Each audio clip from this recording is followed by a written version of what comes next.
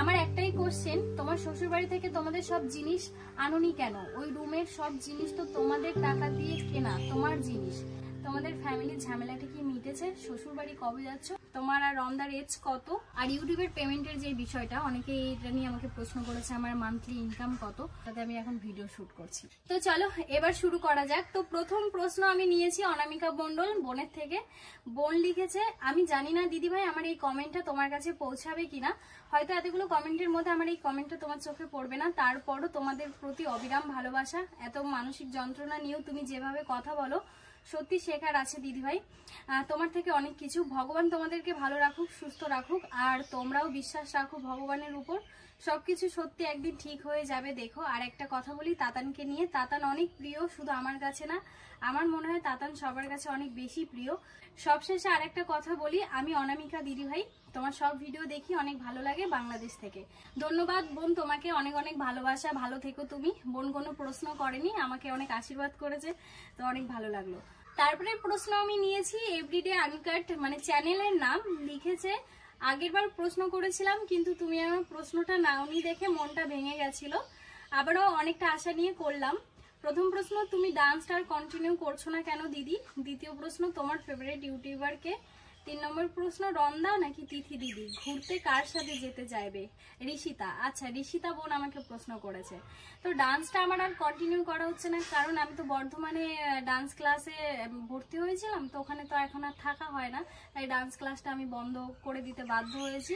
আর যিনি আমার গুরুমা আছেন, উনি খুবই ভালো একজন মানুষ, আমাকে প্রচন্ড সাপোর্ট করে, আমাকে এখনো বলে যে তুমি অনলাইনে ক্লাস করো, আমি তোমাকে সময় দেবো, কিন্তু আমার জন্যই আর হয়ে উঠছে না। মানে মনটা একবার ভেঙে গেছে, তো মানে এই নাচের প্রতি এখন আমার ফোকাসটা আপাতত নষ্ট হয়েছে, কিন্তু খুব তাড়াতাড়ি চেষ্টা করবো আবার ডান্স ক্লাসে ভর্তি হওয়ার, কারণ রনও আমাকে রিসেন্টলি বলছে তুমি ডান্স ক্লাসে ভর্তি হয়ে যাও, কেন সময়টা নষ্ট করছো।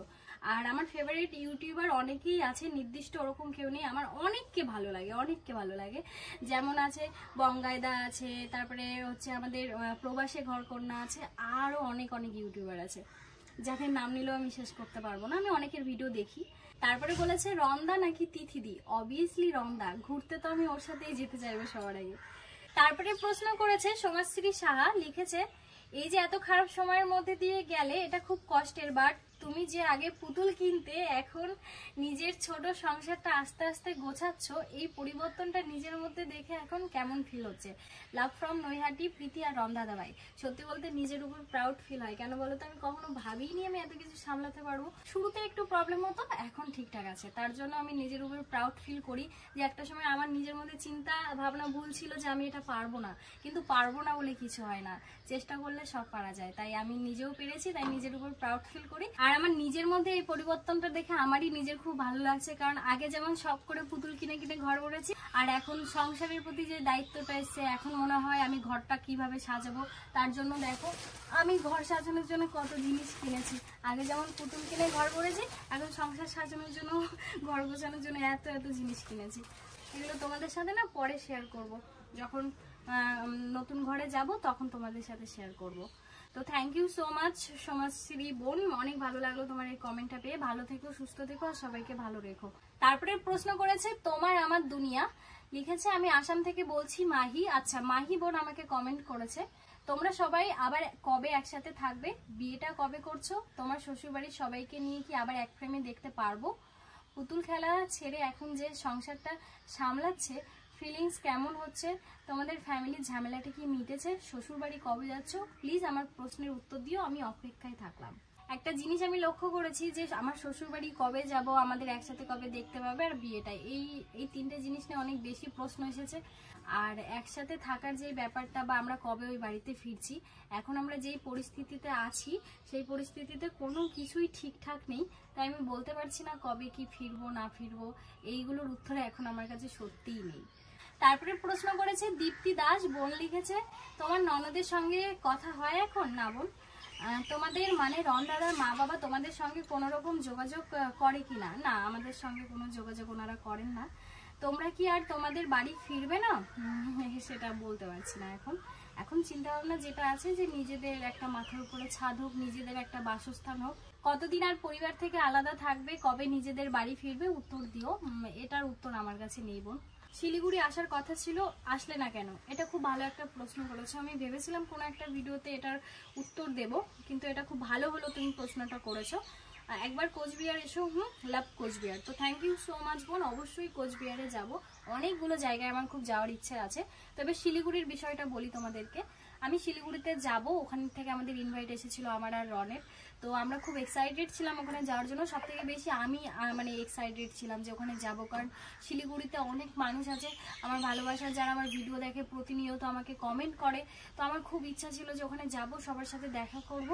কিন্তু যাওয়ার দুদিন আগে এমন একটা ঘটনা হয় যেটাতে আমি খুব আপসেট হয়ে যাই। তারপর আমি নিজে থেকেই সেই যাওয়াটা ক্যান্সেল করি। সেটা হলো, যেখানে আমি যাচ্ছিলাম সেখান থেকে মানে টিকিট কাটার একটা ব্যবস্থা করা হয়েছিল। মানে যারা আমাদের সাথে মিট করতে চাইছে বা দেখা করতে চাইছে, তো ছেলে মেয়েদের কাছে মানে উভয় দুজনের কাছ থেকে টাকা নেওয়া হতো। মেয়েদের কাছ থেকে 1500 করে বোধহয় টাকা নিয়েছিল, আর ছেলেদের কাছ থেকে 2000-2500, মানে যেমন পেরেছে এরকমটাই আমার কাছে আপডেট এসেছিল। আর সেটা শুনে আমার ভীষণই খারাপ লাগে যে আমি এমন কোনো জায়গায় পৌঁছে যাইনি যে আমার সাথে আমার ভালোবাসার মানুষটা দেখা করতে আসবে, তাও আবার টাকা দিয়ে টিকিট কেটে। তো এই বিষয়টা আমার ভালো লাগেনি। এটা যদি আমি শুরু দিয়ে জানতাম আমি তাহলে আগেই না বলে দিতাম, কিন্তু আমি যাওয়ার দুদিন আগে জানতে পেরেছিলাম। তখন আমি এবং রন দুজনেই মিলে মানা করে দিই যে না, আমরা যেতে পারবো না সেখানে। কারণ আমরা সেই জায়গায় এখনো, আমাদের নিজেদের মনে হয় আমরা সেই জায়গায় এখনো পৌঁছাইনি যে মানুষ আমাদেরকে দেখার জন্য টাকা দিয়ে টিকিট কেটে আসবে। তাই ওই জায়গাটাতে আমাদের যাওয়া হয়নি। কিন্তু আমার খুব ইচ্ছা আছে শিলিগুড়িতে আমি যাব। আজকে আমি তোমাদেরকে এই ভিডিওতেই বলে দিচ্ছি, আমারও খুব ইচ্ছা তোমাদের সবার সাথে একদিন দেখা করার। কিন্তু এমনভাবেই আমার সাথে দেখা হোক যেখানে কোনো টাকা পয়সা লাগবে না। আমার তরফ থেকে বুক ভরা ভালোবাসা থাকবে, তোমাদের তরফ থেকে ভালোবাসাটা থাকলেই হলো। আর কোনো টাকা পয়সার দরকার নেই, আমাকে দেখতে আসতে তোমাদের টাকা দিয়ে টিকিট কাটতে হবে না। তো এই কারণেই আমি শিলিগুড়িতে যাওয়াটা ক্যান্সেল করেছিলাম, এটাই কারণ, আর কোনো কারণ নেই। তো অবশ্যই একদিন শিলিগুড়িতে যাব, কোচবিহারে যাব, ত্রিপুরা যাব, বাংলাদেশ যাব, কারণ এই জায়গাগুলোতেই আমার সব ভালোবাসার মানুষগুলো রয়েছে। আমার খুব ইচ্ছা আছে। তো থ্যাংক ইউ সো মাচ বোন এত সুন্দর প্রশ্ন করার জন্য। তো তারপরে প্রশ্ন আমি নিয়েছি অভিতানু শর্টস থেকে। বোন লিখেছে, তোমরা বিয়ে কবে করবে? তোমার আর রমদার এজ কত? আউসালু টিম আবার একসাথে কবে হবে? নানু অ্যান্ড জয়দীপ দার সাথে কথা হয়? প্লিজ আমার কোশ্চেনগুলোর অ্যান্সার দিও। অনেক ভালো থেকো। আমার নাম তানিশা। বিয়ের ব্যাপারটা তো আমি তোমাদের আগেই জানিয়ে দিয়েছি। আর রন আর আমার এজ হচ্ছে, আমার হচ্ছে 21+, আর রনের হচ্ছে 27। তো আমি যখন নতুন ইউটিউবে আসি না, সবাই খালি বলতো এজ বলতে নেই, বয়স বলতে নেই, কিন্তু হ্যাঁ আমিও না এই 3 বছর ধরে না চাপিয়ে রেখেছি, বয়স বলতাম না। আগের কিউএনএ ভিডিওগুলো দেখবে, বয়স বলিনি।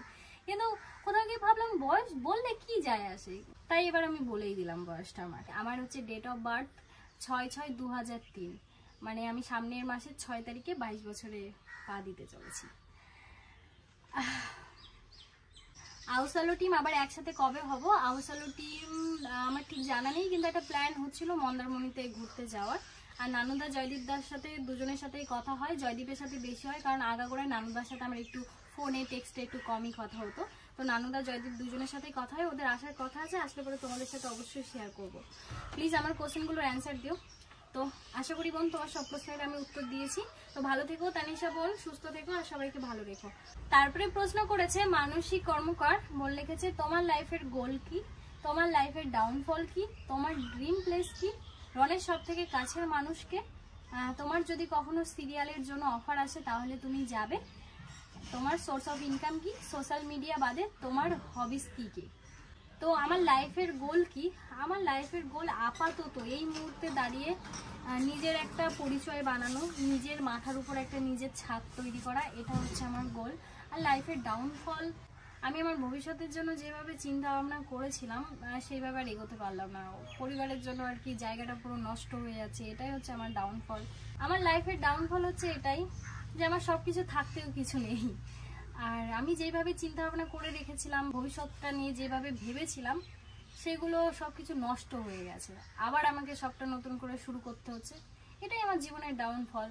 সব দিক দিয়ে যদি সাপোর্টটা পেতাম হয়তো এত জার্নি আমার জীবনে আসতো না। এটাই আমার লাইফের ডাউনফল। তোমার ড্রিম প্লেস কি? আমার স্বপ্নের সেরকম কোনো জায়গা নেই, মানে নির্দিষ্ট কোনো জায়গা নেই। আমার একটু পাহাড় ঘুরতে ভালো লাগে। রনের সব থেকে কাছের মানুষকে? আপাতত আমি। তোমার যদি কখনো সিরিয়ালের জন্য অফার আসে তাহলে তুমি কি যাবে? দেখো অফার আসলে পরে ওটা তখন ভেবে দেখবো, কিন্তু এখন ওরকম চিন্তা ভাবনা কিছুই নেই। আমি ইউটিউবটাকে অনেক বেশি ভালোবাসি, এটা নিয়ে আপাতত এগোতে চাই। তোমার সোর্স অফ ইনকাম কি? আমার সোর্স অফ ইনকাম এই social media, YouTube, Facebook, Instagram. Social media বাদে তোমার হবিস কি কি? সোশ্যাল মিডিয়া বাদে আমার ডান্সটা একটা হবি বলতে পারো, কারণ আমার নাচটা নিয়ে এগোনোর খুব ইচ্ছা ছিল, বাধা পড়ে গেছে, সব এলোমেলো হয়ে গেছে। তারপরে প্রশ্ন আমি নিয়েছি সমাজশ্রী ড্রিম কেক। তো বোল লিখেছে তোমার পছন্দের রং কি? তো ছোটবেলায় ছিল পিঙ্ক, আর বড় হওয়ার পরে ব্ল্যাক অ্যান্ড হোয়াইট হয়ে গেছে। কি খেতে ভালোবাসো? ফুচকা। তাতানের ভালো নাম কি? অদ্রিত তপাদার। পড়াশোনা ছেড়ে দিয়েছো? হ্যাঁ, বিয়ে পড়ার পরে আর পড়াশোনা করা হয়নি। পছন্দের জায়গা? নির্দিষ্ট কোনো জায়গা নেই, কিন্তু সিমলা মানালি ঘোরার পরে অনেক বেশি ভালো লেগেছে। তোমার বাবা মা নাকি রন, কাকে বেশি ভালোবাসো? এটা আমার কোনো প্রশ্ন হলো? দেখো, বাবা মার জায়গায়, আমার স্বামীর জায়গায়, তো সেখানে হ্যাঁ সব থেকে আপন যদি কেউ থাকে একমাত্র এখন আমার স্বামী, কিন্তু বাবা মার ভালোবাসা, রনের ভালোবাসা এটা আমি আলাদা করতে পারবো না। আমার কাছে সবাই খুব আপন। তোমরা বিয়ে কবে করছো? বিয়েটা তো আমি জানিয়ে দিলাম। তুমি কি শান্তিপুরে কখনো এসেছো? আমার বাড়ি শান্তিপুর, কমেন্টটা নিয়ে খুব খুশি হব। হ্যাঁ, শান্তিপুরে আমি অনেকবার গেছি, আর শান্তিপুরের কথা শুনে আমার অনেক বেশি ভালো লাগলো, কারণ শান্তিপুরে আগের স্টেশন ফুলিয়াতে আমার মামা বাড়ি, আমার আপন ছোট মামার বাড়ি, ওখানে আমার মামারা থাকে। তো আমি অনেক গেছি ছোটবেলায়, কত ঘুরেছি, শান্তিপুর বাজারে গিয়েছি কেনাকাটা করতে। এই 1 বছর আগেও রনের সাথেও গিয়েছিলাম। তো thank you so much Samajshree, অনেক ভালো লাগলো তোমার এই কমেন্টটা পেয়ে। ভালো থেকো তুমিও। তারপরে প্রশ্ন করেছে ফ্রি ফায়ার ম্যাক্স চ্যানেলের নাম। তোমার জীবনের সবচেয়ে কষ্টের মুহূর্ত বলো দিদি ভাই। এই কষ্টের মুহূর্তে যে এই সময় যেটা আমরা আশা করিনি যে এরকম পরিস্থিতি আমাদের দেখতে হবে, এটাই সব থেকে কষ্টের। কিন্তু সত্যি বলছি, বারবার বলছি, শুরু দিয়ে অনেকটা কষ্ট হতো, এখন পুরো 99% আমরা মানিয়ে নিয়েছি। সত্যি বলছি, এটা রন আমি দুজনেই, এটাই আমাদের সবচেয়ে কষ্টের মুহূর্ত। তারপরে প্রশ্ন করেছে খাতুন রাফসানা, প্রথম ইনস্টাগ্রাম নাকি ফেসবুক? হ্যাঁ ইনস্টাগ্রাম। ইউটিউব নাকি WhatsApp? Obviously YouTube. Favourite movie? Restart নামে একটা মুভি আছে, তোমরা চাইলে দেখতে পারো ওই মুভিটা, আর যারা যারা দেখেছো আমাকে কমেন্টে জানিও। রন দাদা নাকি তাতান? বোথ, দুজনেই। ফেভারিট সং হচ্ছে আমার পরের জায়গা পরের জমিন, ঘর বানাইয়া আমি রই, আমি তো সেই ঘরের মালিক নই, এই গানটা আমার বেশি ভালো লাগে, 2 বছর ধরে শুনছি। Favourite hero? দেবদা, আমাদের সুপারস্টার দেবদা। Favourite heroine? শুভশ্রী গাঙ্গুলি, কারণ ছোটবেলা থেকে এই দুটো মানুষকে দেখেই বড় হয়েছি, তো আমার ফেভারিট হিরোইন এই দেব শুভশ্রী, আমার খুবই ভালো লাগে ওনাদের। Favourite food? ফুচকা আর ভাত ডাল আলু সিদ্ধ। তিথি তুষার নাকি সুপ্রিয় দাদা? বোথ। এইরকম বলো না, মার খেতে হবে আমাকে, একজনকে বাঁচতে বলছে, কি জ্বালা। তোমার গ্রাম নাকি ব্যারাকপুর? গ্রাম। কেন বলো তো? আমি রন দুজনেই ছোটবেলা থেকে গ্রামে বড় হয়েছি, তো আমাদের না শহরে গেলে কেমন বদ্ধ মনে হয় কি শ্বাস প্রশ্বাস আটকে আছে। এই যে যেই ঘরটাতে আমরা থাকি না, ওই ঘরে যে থাকতে আমাদের শুরুতে এত অসুবিধা হতো, কি বলবো, ওই ঘরে আমরা থাকতেই পারি না, বাধ্য হয়ে এখন ওই ঘরটা আমাদের চেঞ্জ করতে হচ্ছে, আমরা ওই ঘরে থাকতে পারছি না, সারাদিন লাইট জ্বালিয়ে রাখতে মনে হয় কি ঘরে হাওয়া বাতাস কিচ্ছু ঢুকছে না, আমরা আরো বেশি ডিপ্রেশনে চলে যাচ্ছি। তার জন্য আমরা আরেকটা নতুন ঘর দেখেছি, আশা করি খুব তাড়াতাড়ি আমরা নতুন ঘরে চলে যাব, আরেকটা ঘর দেখা হয়েছে, আর যতদূর সম্ভব আমরা এই মাসেই ঘরটা চেঞ্জ করে নেব। তারপরে লিখেছে দিদি ভাই নাকি দাদা ভাই? অবভিয়াসলি দাদা ভাই, আমার দিদি থেকে আমার দাদা ভাই বেশি আমার আপন। তারপরে প্রশ্ন রয়েছে সব থেকে খারাপ টাইম। এর থেকে আর খারাপ টাইম কি হতে পারে একটা মেয়ের জীবনে, একটা ছেলের জীবনে? আমাদের সব কিছু থাকতেও আমাদের কিছু নেই, তো এটাই আমাদের খারাপ সময়। দেখো, এর থেকে আর খারাপ সময় কিছু হতে পারে না। সব থেকে ভালো সময় যখন আমরা সবাইকে নিয়ে হ্যাপি ছিলাম, ওটাই আমাদের কাছে ভালো সময়। Rich lifestyle, middle class lifestyle? Both, দুটোই। ভক্ত নাকি ভগবান? বোথ। Please reply. তো আশা করি তোমার সব প্রশ্নের আমি উত্তর দিয়ে দিয়েছি, ভালো থেকো তুমিও। তো তারপরে প্রশ্ন করেছে ঘর কোণে বধূ। কোনো প্রশ্ন নেই, শুধু বুক ভরা ভালোবাসা রইলো। আচ্ছা, থ্যাংক ইউ সো মাচ, অনেক অনেক ভালোবাসা তোমাকেও। তোমরা এইভাবে হাসি খুশি থেকো আর একসাথে থেকো। প্রার্থনা করি খুব শীঘ্রই যেন তোমাদের একটা নিজস্ব বাসস্থান হয়। Love you, love birds. অনেক অনেক ধন্যবাদ দিদিভাই তোমাকে এত সুন্দর একটা আশীর্বাদ করার জন্য। তোমরা সবাই আশীর্বাদ করো, সত্যি যেন আমরা নিজেদের এই স্বপ্নটা পূরণ করতে পারি। নেক্সট প্রশ্ন করেছে রাজা মণ্ডল ভাই, লিখেছে লাভ স্টোরি দেখতে চাই পৃথিবী। ভাই, লাভ স্টোরি এখন যদি আমি তোমাদের সাথে শেয়ার করি তাহলে তো অনেক বড় হয়ে যাবে। যখন তোমরা দেখতে চেয়েছো অবশ্যই আমি তোমাদের সাথে শেয়ার করব, কিন্তু সেটা একটা আলাদা ভিডিওতে। তারপরে প্রশ্ন করেছে প্রীতি, সেম বাট ডিফারেন্ট। তো প্রীতি প্রশ্ন করেছে, হ্যালো দিদি দাদা আমি প্রীতি মুখার্জি। তো তুমি প্রীতি, আমি প্রীতি। দিদি ভাই আমার না একটা কনফিউশন আছে, জানি তুমি আমার প্রশ্ন কখনোই নাও না, আগের বারও নাওনি। দেখ তোমার দিদি ভাই দাদা ভাই আগে ভাড়া বাড়িতে থাকতো, আগে যে ঘরটা দেখতাম এখন আর ওই ঘরে থাকে না। তাতান কবে স্কুলে ভর্তি হবে, নতুন কোথায় ঘুরতে যাচ্ছ তোমরা, নাচটা কবে থেকে শুরু করবে, আবার ভালোবাসা নিও। তো দিদি আগে যে ভাড়া বাড়িতে থাকতো সেটা চেঞ্জ করে অন্য একটা বাড়িতে থাকে এখন। আর আমাদের তাতান খুব তাড়াতাড়ি স্কুলে ভর্তি হয়ে যাবে, ও 3 বছরে পড়লেই ওর বাড়ি থেকে স্কুলে ভর্তি করিয়ে দেবে। আর নতুন কোথায় ঘুরতে যাচ্ছে এখন প্ল্যান হয়নি, কিন্তু কথা হচ্ছে যে মন্দারমণিতে যেতে পারি, এখন ঠিকঠাক হয়নি কোনো কিছু। আর আমার নাচটা আমি শুরু করব, আবার আসলে একটু ডিমোটিভেট হয়ে গেছি নাচটা নিয়ে, মানে মন থেকে এখন আবার আসছে না নাচটা। তো ওর জন্য আমি সব কিছু স্টপ রেখেছি, পরিস্থিতি একটু সামলে উঠি, এখন অনেকটাই ঠিকঠাক, আর একটু সময় নিই তারপরে গিয়ে ভাবছি আবারও শুরু করব। তারপরে প্রশ্ন করেছে অভিজিৎ দাস, হ্যাঁ পৃথিবী তোমার ওয়াচটা খুব সুন্দর, তোমার নেলসটা খুব সুন্দর। আচ্ছা থ্যাংক ইউ, আর হাসিটাও সে। জানি না আমার কমেন্টটা তোমার চোখে পড়বে কিনা। ভাই চোখে পড়েছে, আর সব থেকে বেশি তোমার কমেন্ট পড়ে আমার মনটা খুশি হয়ে গেল। অভিজিৎ ভাইয়ের কোনো প্রশ্নই নেই, ও শুধু আমাকেই সুন্দর বলে গেছে। থ্যাংক ইউ অভিজিৎ ভাই, অনেক অনেক ভালোবাসা। তুমি ভালো থেকো, সুস্থ থেকো, সবাইকে ভালো রেখো। তো তারপরে প্রশ্ন করেছে বেবি মম সালমা। তো প্রথম প্রশ্ন, তোমার আর রন্দার মধ্যে বেশি কে ঝগড়া করে? অবশ্য আমাদের মধ্যে এখন খুবই কম ঝগড়া হয়, তারপরে যেটুকু হয় রাগারাগিতে আমার জন্য। তোমাদের মধ্যে ফার্স্ট কে কাকে প্রপোজ করেছিলে? রন আমাকে করেছিল প্রপোজ। তোমাদের নিক নেম কি? আমার নিক নেম হচ্ছে, বাড়িতে আমাকে আমার নাম ধরেই ডাকে পৃথি বলে, আর আমার নিক নেম হচ্ছে, আমার কাকিমা আছে ছোটবেলা থেকে আমাকে কণা বলে ডাকে, তো এটাই একটা নিক নেম আমার রয়ে গেছে, কণা। আর রনের নিক নেম হচ্ছে, ওর বাড়িতে সবাই বাপন বলে ডাকে, আর রন এটাই ওর নিকনেম। নিকনেমটা হচ্ছে রন, আসল নামটা কিন্তু বাপন। আর কবে সোশ্যাল বিয়ে করছো সেটা অবশ্যই আমি তোমাদের সাথে শেয়ার করব, কবে সোশ্যাল বিয়ে করছি। হানিমুনে কোথায় যেতে চাও? তারপরে প্রশ্ন করেছে রিমি ঘোষ, লিখেছে তোমার পুরো লাইফ প্রবলেম লাইভ স্টোরি শুনতে চাই, বিশ্বাস করো একটা সিনেমা বানানো যাবে, আমাকে ডিরেক্টর ভাড়া করে টাকা দিয়ে নিয়ে যাবে, তোমার গল্পটা আমাদেরকে বলো, আমি এটা নিয়ে সিনেমা বানাতে চাই। আমার মনে হয় না আমি এই আমার লাইভ স্টোরি শেয়ার করতে গেলে 5টা ব্লগেও আমার কথা শেষ হবে। এমনিতেই ঘন কথা বলি, এখন অবশ্য কমে গেছে কথা বলা, তবু যতটা কথা বলি 5টা ভিডিওতেও আমি আমার লাইফের প্রবলেম বলে শেয়ার করতে পারবো না, কেন্দে দেবো। জানতে যখন চেয়েছো চেষ্টা করব একদিন সবটা শেয়ার করার, কিন্তু আমাকে একটু সময় দিতে হবে। তারপরে প্রশ্ন করেছে রিঙ্কি মন্ডল, একটা বই বা সিনেমা যেটা তোমার জীবন বদলে দিয়েছে। দেখো জীবন বদলে দিয়েছে সেরকম কোনো মুভি নেই, কিন্তু রিস্টার্ট নামে একটা মুভি আছে যেটা তোমাদেরকে বললাম আমি।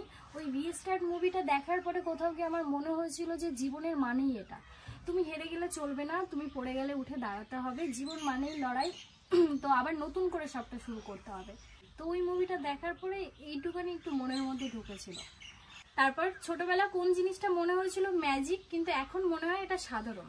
তাহলে বলি শোনো, ছোটবেলায় আমাদের ঘর ছিল, আমাদের এই ঘরটার সামনে একটা বেড়ার ঘর ছিল, মাটির ডোয়া ছিল।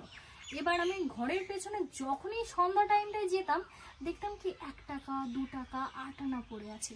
আমার না ওটা একদিন পেলাম, তখন মনে হলো স্বাভাবিক, যখন প্রায় দিনই পেতে থাকলাম আমার কেমন জানি ম্যাজিক মনে হতো।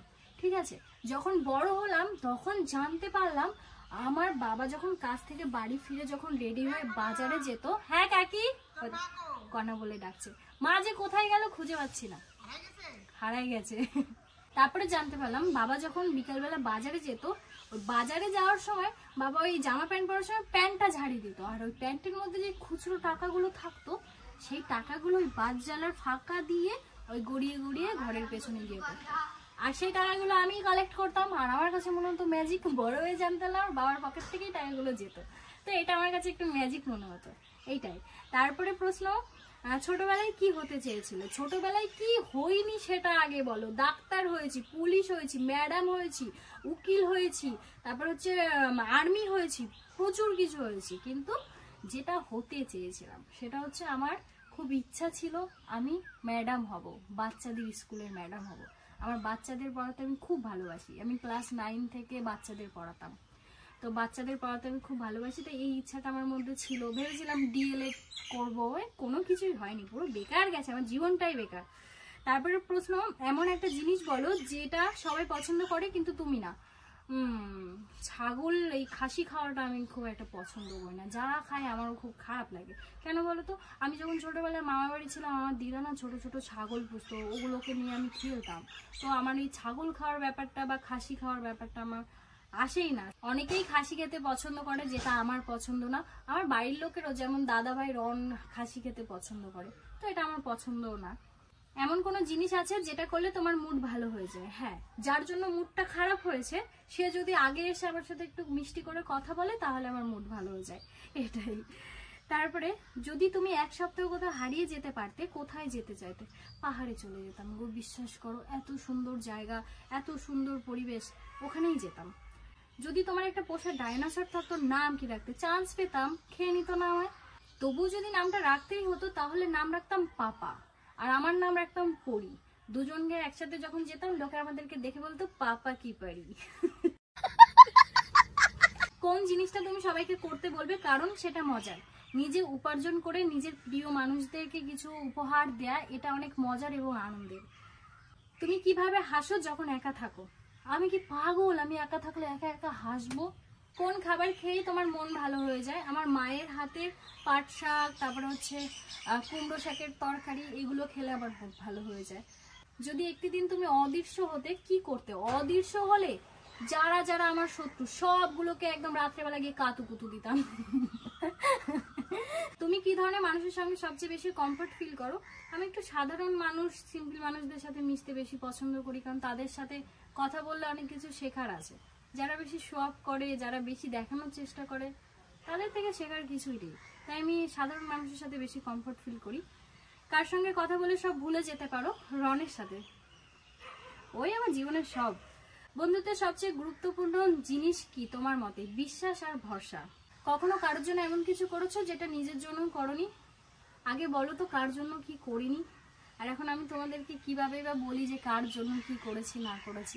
আসলে কারোর জন্য করলে কেউ কিছু মনে রাখে না, তো আবার আলাদা করে আমি এখন গল্প করে শোনাবো তোমাদের এর জন্য এটা করেছি, এটা ঠিক হবে না।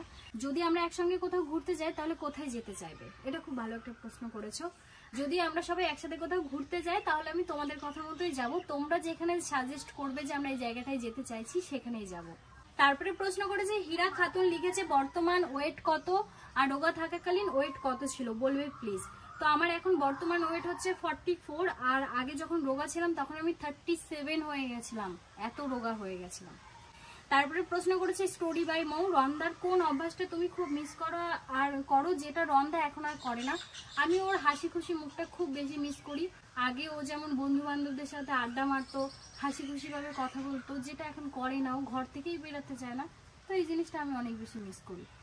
তারপরে প্রশ্ন করেছে আহমেদ তরুণ দাদা, লিখেছেন তোমাকে আমার অসাধারণ লাগে, তুমি আমার বউয়ের মতো করে কথা বলো, সবসময় তোমাদের দেখি, আমিও লাভ ম্যারেজ করেছি তোমাদেরই মতো। এখন আমাকে বলো তুমি বাংলাদেশে কবে আসবা? আমার দেশেও তোমার একটা বড় ফ্যান বেজ আছে। আমার প্রশ্ন হলো, আচ্ছা দাদার প্রশ্ন, আমি বাংলাদেশে কবে যাব? তার আগে বলি থ্যাংক ইউ সো মাচ দাদা ভাই এত সুন্দর একটা কমেন্ট করার জন্য, অনেক ভালোবাসা তোমাদের প্রতি, তোমরা ভালো থাকো। আর আমি বাংলাদেশে কবে যাব? সত্যি কথা বলতে আমার বাংলাদেশে যাওয়ার খুব বেশি ইচ্ছা, কারণ প্রতিনিয়ত আমার ভিডিওতে আমার অনেক ভালোবাসার মানুষ বাংলাদেশ থেকে কমেন্ট করে, যার জন্য আমার ইচ্ছাটা আরও বেশি বেড়ে গেছে। তো কখনো যদি আমার সময় বা সুযোগ হয় আমি অবশ্যই বাংলাদেশে যাব আর তোমাদেরকে জানিয়েই যাব। তারপরে যার প্রশ্নটা আমি নিয়েছি তার চ্যানেলের নাম দেওয়া রয়েছে, শুধু নামটা নেই। হাই আমি প্রীতি। ও আচ্ছা আচ্ছা, আমার নামই, বাহ দুজনকে পেয়ে গেলাম, প্রীতি। তো প্রীতি আমাকে প্রশ্ন করেছে, আমার একটাই কোশ্চেন, তোমার শ্বশুরবাড়ি থেকে তোমাদের সব জিনিস আনোনি কেন? ওই রুমের সব জিনিস তো তোমাদের টাকা দিয়ে কেনা, তোমার জিনিস, ওইগুলো তো সব তোমাদের নিজের। এখন ভাড়া বাড়িতে রুমটা কেমন ফাঁকা ফাঁকা লাগে, সবকিছুর কেনার থেকে ভালো ওই সব কিছু আবার নিয়ে আসতে পারো না। সত্যি কথা বলতে আমাদের দুজনের মধ্যে এই চিন্তা ভাবনাটা নেই যে আমরা যেগুলো করেছি সেগুলো আবার আমরা নিজেদের কাছে নিয়ে আসবো। আর আমরা যে ঘরটা তৈরি করেছি ওটা আমাদের একটা স্বপ্নের ঘর বলতে পারো, অনেক চিন্তা ভাবনা করে ঘরটা বানিয়েছিলাম। আর ওই ঘরে যে জিনিসপত্রগুলো রয়েছে বেড, তারপরে কম্পিউটার টেবিল, তারপরে হচ্ছে আলমারি, যেগুলো সব ওগুলো হচ্ছে মডিউলার, মানে সব মানে সেট করা, ওগুলো আনা যাবে না। আর যেগুলো আনার মতো সেগুলো আমরা আনতে চাই না। আমরা দুজনে মিলে একসাথে ডিসিশন নিয়েছি যে যা করব আবার নতুন করে কোনো কিছুই আমরা আমাদের কোনো কিছুই ফিরিয়ে আনবো না। ভগবান যদি সাথ দেয় আর আমরা যদি সঠিক জায়গায় থাকি তাহলে আমরা নতুন করে আবার সবকিছু করে নিতে পারবো। তারপরে প্রশ্ন করেছে মিস্টার বিশ্বাস, আমি অনেক দেরি করে প্রশ্ন করছি তাই হয়তো আমার প্রশ্নটা নিবে না ভিডিওতে, তাও পারলে প্লিজ আমার প্রশ্নটা নিও। আমার প্রশ্ন হলো, তুমি যে এত ভালো ভিডিও এডিটিং করো সেটা কিভাবে, আর কোন অ্যাপ থেকে ভিডিও এডিটিং করো? তোমাদের ভিডিও দেখতে আমার খুব ভালো লাগে, আমার নামটা নিও প্লিজ প্লিজ প্লিজ, এই প্রশ্নটার উত্তর দিও। তো খুব ভালো একটা প্রশ্ন করেছো। আমি ভিডিও এডিটিং করি হচ্ছে ইনশট অ্যাপ থেকে। 3 বছর ধরে আমি ইনশট অ্যাপের প্রেমে পড়ে গেছি, ওটাকে ছাড়তে পারছি না কোনোভাবে। আর এই যে ভালো এডিটিং এর যে সুনামটা করছো না, আমার খুব ভালো লাগছে। রিসেন্টলি রনও আমার এই সুনামটা করেছে যে তোমার এডিটিং স্কিলটা অনেকটা সুন্দর হয়েছে। আর আমার এই এডিটিংটা একদমই সম্পূর্ণ রনের হাত ধরেই শেখা। আর এখনো তো অত ভালো এডিটিং আমি শিখিনি, আমি নিজে মানে এইটার প্রতি একটু খাটছি যাতে আমি এডিটিংটা আরো ভালো করতে পারি। তো তোমাদের যে এটা ভালো লেগেছে আমার অনেক বেশি ভালো লাগলো এই কমেন্টটা পড়ে। কথা বলতে বলতে সন্ধ্যা হয়ে গেল, তাড়াতাড়ি শেষ করতে হবে ভিডিওটা। তারপরে প্রশ্ন করেছে রিয়া ব্লগস, বল লিখেছে, দিদিভাই তোমাদের খুব ভালো লাগে, তোমার বয়স কত? 21। দিদিভাই সাবস্ক্রাইবার আর ওয়াচ টাইম বাড়াতে গেলে কি করতে হবে, কারণ আমার একটা ব্লগ চ্যানেল আছে। এটা খুব ভালো একটা প্রশ্ন করেছো, যারা নতুন ব্লগ শুরু করেছে তাদের জন্য খুব সুবিধা হবে। আমি উত্তরটা দিচ্ছি। ইউটিউব পেমেন্ট বলা যায় না জানি, তবুও ইউটিউব পেমেন্ট বলা যায় না জানি, কিন্তু তাও একটু ক্লু দিলে ভালো হতো। আর দিদিভাই তোমরা বিয়ে কবে করছো, প্লিজ দিদিভাই আমার অ্যান্সার গুলো দিও। দেখো, সাবস্ক্রাইবার আর ওয়াচ টাইম বাড়াতে গেলে কিচ্ছু করার দরকার নেই। আমি অনেককে দেখেছি, অনেকের ভিডিও দেখেছি যারা বলে যে এইটা করো ওইটা করো, এটা আপলোড দেবে না, এটা শেয়ার করবে না, এগুলো একদম ফালতু কথা। আমি তোমাদেরকে বলছি, 3 বছর আমি এই সোশ্যাল মিডিয়াতে আছি, আমি নিজের অভিজ্ঞতা দিয়ে বলছি, সোশ্যাল মিডিয়া এমনই একটা প্ল্যাটফর্ম যেখানে তুমি সুন্দর সুন্দর ভিডিও বানাও আর আপলোড করো, এই ছাড়া আদার্স কোনো কাজ নেই তোমার। এটা করতে হবে, এটা করলে সাবস্ক্রাইবার বাড়বে, এটা করলে ওয়াচ টাইম বাড়বে, এগুলো একদম ফালতু কথা। তোমার এই নতুন জার্নির জন্য আমার তরফ থেকে অনেক শুভকামনা। তুমি শুধু ভালো ভালো ভিডিও করো আর আপলোড দাও, এটাই, আর কোনো কাজ নেই।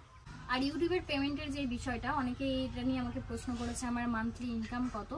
তো বিষয়টা কি বলতো, আমাদের কারোরই উচিত নয় কারোর ইনকাম সম্পর্কে জানার, তবুও তোমরা জানতে চাইছো কেন সেটা আমি বুঝতে পেরেছি। কারণ যারা এই সোশ্যাল মিডিয়াতে আসতে চাইছে তাদের একটা ধারণা থাকবে যে সোশ্যাল মিডিয়া থেকে এরকম টাকা পয়সা ইনকাম করা যায়। সোশ্যাল মিডিয়া থেকে টাকা ইনকাম করা খুব একটা সহজ না, মানুষ যতটা সহজ ভাবে ততটা নয়।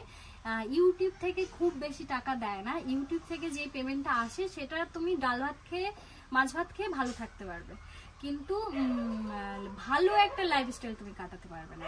ইউটিউবের ইনকামটা এটা। আর যদি বলো তাহলে এই ইউটিউবাররা এত বড় লোক হয়ে যাচ্ছে কি করে, এত টাকা পয়সা বাড়ি গাড়ি কি করে করছে, শুধুমাত্র কোম্পানির সোর্সে।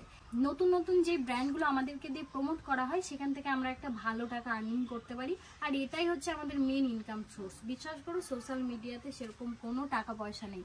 এখন মানুষের মধ্যে অনেক ভুল চিন্তা ভাবনা ঢুকে গেছে, সোশ্যাল মিডিয়াতে প্রচুর টাকা প্রচুর টাকা। একটা সরকারি চাকরি করতে যেমন ভাগ্য থাকতে হয় আর নিজের কর্ম করে যেতে হয়, ফলের আশা করতে নেই, সেম এই সোশ্যাল মিডিয়াটাও তাই, জানো তো। এই সোশ্যাল মিডিয়াটাও ভাগ্য বলতে পারো। ভাগ্য কেন বলছি, আজকালকার দিনে তোমরা লক্ষ্য করবে মানুষে এত ভালো ভিডিও বানায় সেটা কেউ দেখে না, দুজন খারাপ ভিডিও বানাক তার ভিডিওতে মিলিয়ন মিলিয়ন ভিউজ, এটা অনেক হচ্ছে।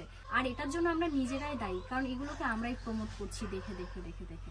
আর ইউটিউব তোমরা করতে পারো, আমি তোমাদেরকে বলছি না যে তোমরা ইউটিউবে ভিডিও বানিও না বা সোশ্যাল মিডিয়ায় ভিডিও বানিও না, আমি নিজের অভিজ্ঞতা দিয়ে তোমাদের সাথে সব কথাই শেয়ার করছি। তোমরা অবশ্যই ইউটিউবে ভিডিও বানাও, এখন সবাই সোশ্যাল মিডিয়াতে আছে, মা কাকি দিদি দাদা সবাই এখন ভিডিও বানায়, গ্রামের শহরের এখন এই ভিডিও বানানোটা ক্যাজুয়াল হয়ে গেছে। কিন্তু তোমরা এই ভিডিওটাকে ভালোবেসে বানাও, কর্ম করো, ফলের আশা করো না, বারবার বলছি।